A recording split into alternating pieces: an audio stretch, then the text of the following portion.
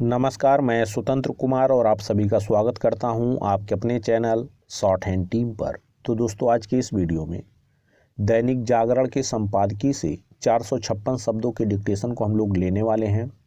इसे हम 3 अलग अलग स्पीड में लेंगे। पहली बार में 70 की स्पीड में, दूसरी बार में 80 की स्पीड में, तो तीसरी और आखिरी बार में इसी डिक्टेशन को हम लोग 90 की स्पीड में लेने वाले हैं। अगर आपको इस डिक्टेशन के PDF की ज़रूरत है तो आप हमारे टेलीग्राम ग्रुप को ज्वाइन कर सकते हैं। ग्रुप का लिंक इसी वीडियो के ठीक नीचे डिस्क्रिप्शन बॉक्स में आपको मिल जाएगा।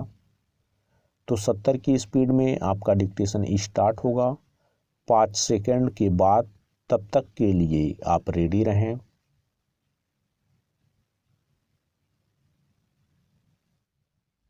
स्टार्ट। राज्यसभा में राष्ट्रपति के अभिभाषण पर धन्यवाद प्रस्ताव का जवाब देते हुए प्रधानमंत्री नरेंद्र मोदी ने लोकसभा की तरह जिस प्रकार विपक्ष को निशाने पर लिया, वह इसलिए और आसान हो गया क्योंकि स्वयं विपक्षी सांसदों ने उनके संबोधन के समय लगातार नारेबाजी करके यही सिद्ध किया कि उनके पास ना तो कहने को कुछ है और ना ही सुनने को।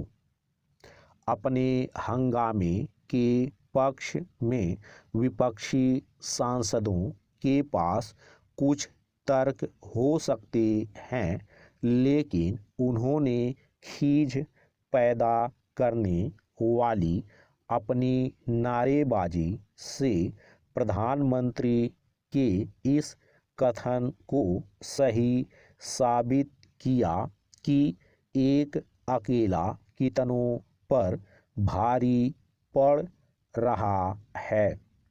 यह कहना कठिन है कि विपक्ष प्रधानमंत्री की किसी नसीहत पर ध्यान देगा, लेकिन उन्होंने यह सही कहा कि जितना कीचड़ उछालोगे उतना ही कमल खिलेगा। विपक्ष को यह आभास हो जाए तो अच्छा कि झूठ के पांव नहीं होते। वह यह जो कहने की कोशिश कर रहा है कि अदानी समूह ने सरकार की सहायता से घोटाला किया है और इसके चलते इस समूह में किया गया सरकारी बैंकों का निवेश खतरे में पड़ गया है, उसके पक्ष में कोई ठोस प्रमाण नहीं दे पा रहा है। वास्तव में इसीलिए वह जनता को यह समझाने में भी नाकाम है कि अदानी समूह के कारण उसके हित खतरे में पड़ गए हैं।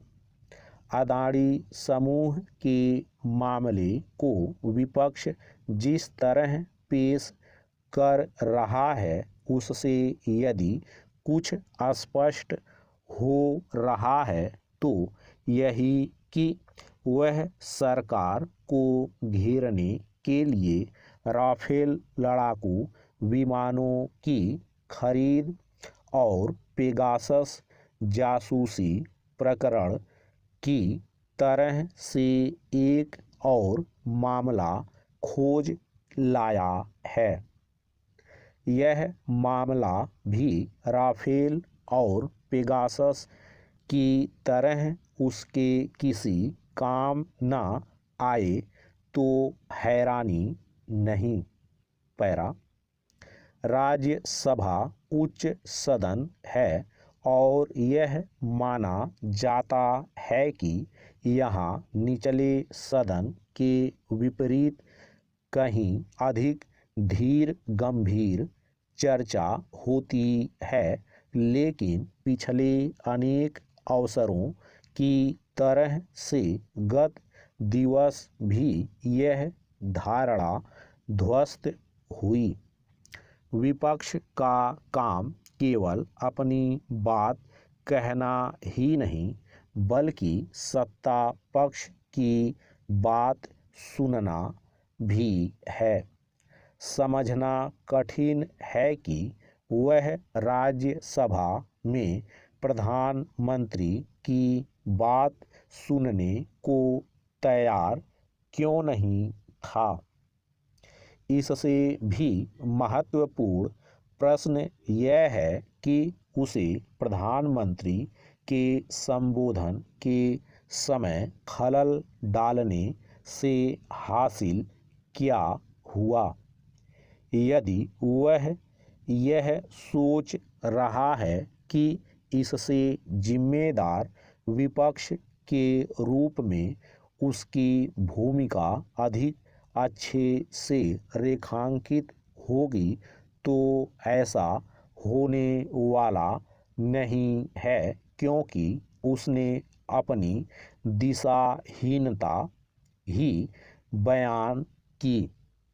उसने राष्ट्रपति के अभिभाषण पर धन्यवाद प्रस्ताव को लेकर हुई चर्चा को जिस तरह अदानी समूह तक केंद्रित करने की रणनीति अपनाई, उससे प्रधानमंत्री ने पहले लोकसभा में नाकाम किया और फिर राज्यसभा में।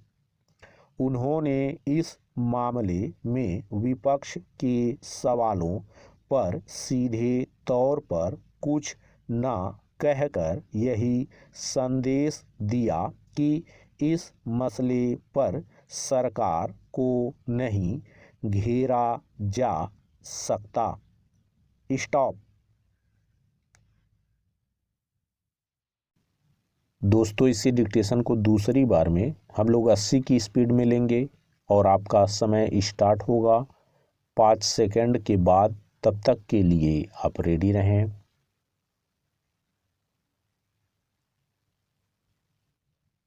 स्टार्ट। राज्यसभा में राष्ट्रपति के अभिभाषण पर धन्यवाद प्रस्ताव का जवाब देते हुए प्रधानमंत्री नरेंद्र मोदी ने लोकसभा की तरह जिस प्रकार विपक्ष को निशाने पर लिया, वह इसलिए और आसान हो गया क्योंकि स्वयं विपक्षी सांसदों ने उनके संबोधन के समय लगातार नारेबाजी करके यही सिद्ध किया कि उनके पास ना तो कहने को कुछ है और ना ही सुनने को। अपने हंगामे के पक्ष में विपक्षी सांसदों के पास कुछ तर्क हो सकते हैं, लेकिन उन्होंने खींच पैदा करने वाली अपनी नारेबाजी से प्रधानमंत्री के इस कथन को सही साबित किया कि एक अकेला कितनों पर भारी पड़ रहा है। यह कहना कठिन है कि विपक्ष प्रधानमंत्री की किसी नसीहत पर ध्यान देगा, लेकिन उन्होंने यह सही कहा कि जितना कीचड़ उछालोगे उतना ही कमल खिलेगा। विपक्ष को यह आभास हो जाए तो अच्छा कि झूठ के पांव नहीं होते। वह यह जो कहने की कोशिश कर रहा है कि अदानी समूह ने सरकार की सहायता से घोटाला किया है, और इसके चलते इस समूह में किया गया सरकारी बैंकों का निवेश खतरे में पड़ गया है, उसके पक्ष में कोई ठोस प्रमाण नहीं दे पा रहा है। वास्तव में इसीलिए वह जनता को यह समझाने में भी नाकाम है कि अदानी समूह के कारण उसके हित खतरे में पड़ गए हैं। अदानी समूह के मामले को विपक्ष जिस तरह पेश कर रहा है उससे यदि कुछ स्पष्ट हो रहा है तो यही कि वह सरकार को घेरने के लिए राफेल लड़ाकू विमानों की खरीद और पेगासस जासूसी प्रकरण की तरह से एक और मामला खोज लाया है। यह मामला भी राफेल और पेगासस की तरह उसके किसी काम न आए तो हैरानी नहीं। पैरा राज्यसभा उच्च सदन है और यह माना जाता है कि यहाँ निचले सदन के विपरीत कहीं अधिक धीर गंभीर चर्चा होती है, लेकिन पिछले अनेक अवसरों की तरह से गत दिवस भी यह धारणा ध्वस्त हुई। विपक्ष का काम केवल अपनी बात कहना ही नहीं बल्कि सत्ता पक्ष की बात सुनना भी है। समझना कठिन है कि वह राज्यसभा में प्रधानमंत्री की बात सुनने को तैयार क्यों नहीं था। इससे भी महत्वपूर्ण प्रश्न यह है कि उसे प्रधानमंत्री के संबोधन के समय खलल डालने से हासिल क्या हुआ।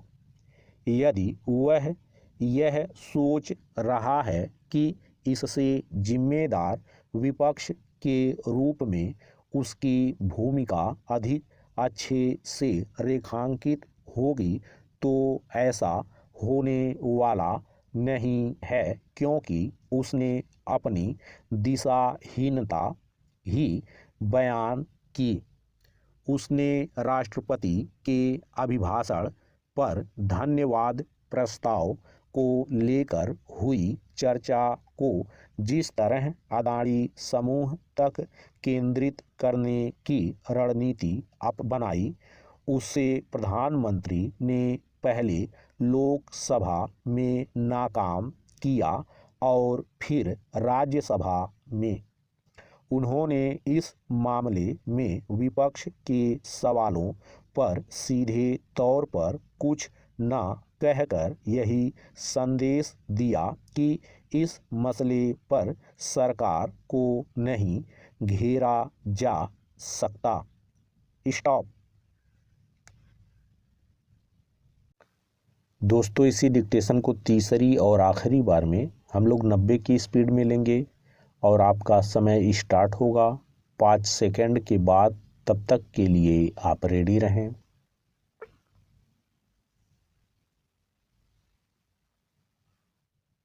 स्टार्ट। राज्यसभा में राष्ट्रपति के अभिभाषण पर धन्यवाद प्रस्ताव का जवाब देते हुए प्रधानमंत्री नरेंद्र मोदी ने लोकसभा की तरह जिस प्रकार विपक्ष को निशाने पर लिया वह इसलिए और आसान हो गया क्योंकि स्वयं विपक्षी सांसदों ने उनके संबोधन के समय लगातार नारेबाजी करके यही सिद्ध किया कि उनके पास ना तो कहने को कुछ है और ना ही सुनने को। अपने हंगामे के पक्ष में विपक्षी सांसदों के पास कुछ तर्क हो सकते हैं, लेकिन उन्होंने खींच पैदा करने वाली अपनी नारेबाजी से प्रधानमंत्री के इस कथन को सही साबित किया कि एक अकेला कितनों पर भारी पड़ रहा है। यह कहना कठिन है कि विपक्ष प्रधानमंत्री की किसी नसीहत पर ध्यान देगा, लेकिन उन्होंने यह सही कहा कि जितना कीचड़ उछालोगे उतना ही कमल खिलेगा। विपक्ष को यह आभास हो जाए तो अच्छा कि झूठ के पांव नहीं होते।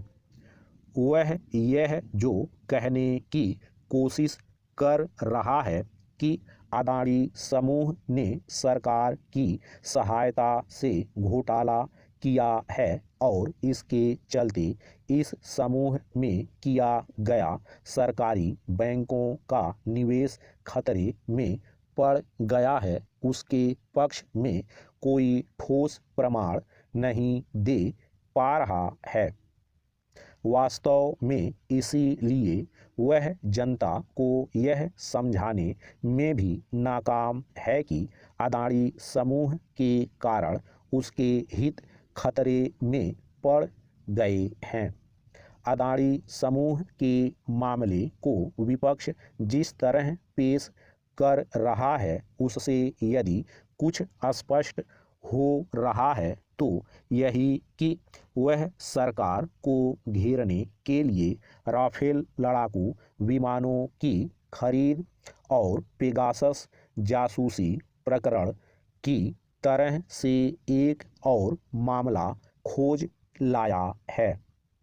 यह मामला भी राफेल और पेगासस की तरह उसके किसी काम न आए तो हैरानी नहीं। पैरा राज्यसभा उच्च सदन है और यह माना जाता है कि यहाँ निचले सदन के विपरीत कहीं अधिक धीर गंभीर चर्चा होती है, लेकिन पिछले अनेक अवसरों की तरह से गत दिवस भी यह धारणा ध्वस्त हुई। विपक्ष का काम केवल अपनी बात कहना ही नहीं बल्कि सत्ता पक्ष की बात सुनना भी है। समझना कठिन है कि वह राज्यसभा में प्रधानमंत्री की बात सुनने को तैयार क्यों नहीं था। इससे भी महत्वपूर्ण प्रश्न यह है कि उसे प्रधानमंत्री के संबोधन के समय खलल डालने से हासिल क्या हुआ। यदि वह यह सोच रहा है कि इससे जिम्मेदार विपक्ष के रूप में उसकी भूमिका अधिक अच्छे से रेखांकित होगी तो ऐसा होने वाला नहीं है, क्योंकि उसने अपनी दिशाहीनता ही बयान की।